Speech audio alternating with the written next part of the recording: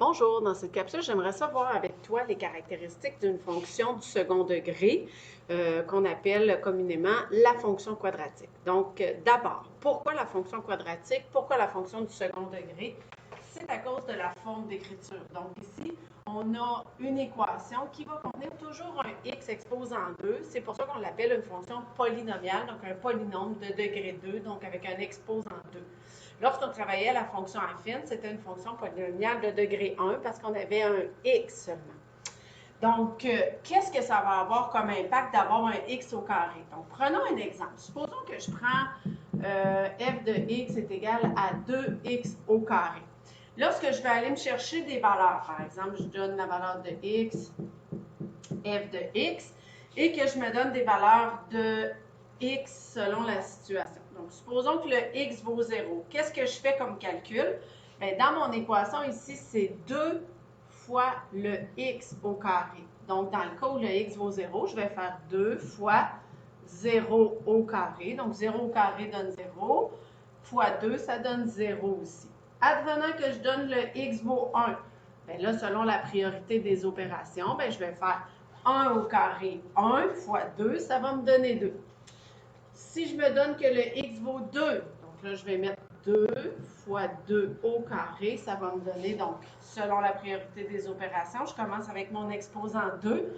Donc, 2 au carré, 4 fois 2, ça me donne 8. Donc, on voit ici, on observe rapidement que la variation entre mes variables, lorsque j'augmente le x de 1, dans un premier temps, la variation des y, j'augmente de 2.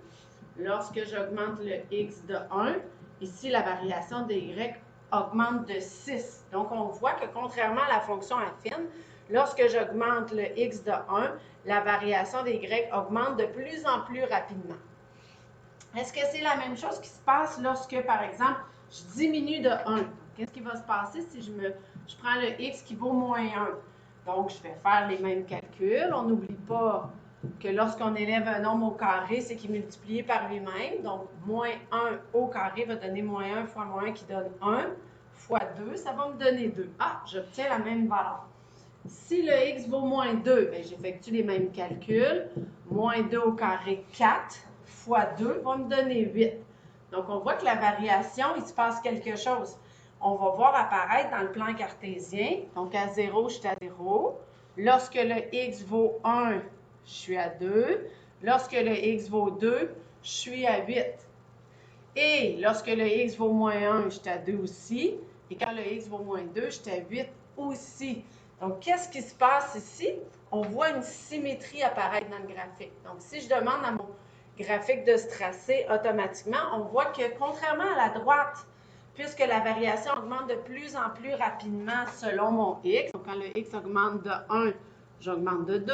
Lorsque le x augmente de 1, j'augmente de 6. Donc, on voit que le graphique n'est pas représenté par une droite, mais bien par une courbe. Donc, l'augmentation est de plus en plus prononcée. Et on remarque aussi que lorsqu'on élève un nombre au carré, qu'il soit positif ou négatif, je vais toujours obtenir une valeur positive. C'est ce que ça a comme impact que ma parabole va être symétrique. Et là, je viens d'utiliser un nouveau terme, parabole. Donc, le nom que je donne au graphique, c'est une parabole. Donc, toute fonction du second degré va avoir ces caractéristiques-là. C'est-à-dire que ça va être une courbe qu'on va nommer une parabole qui va être symétrique. Donc, quand je vais avoir un point d'un côté, je vais avoir son point symétrique de l'autre côté.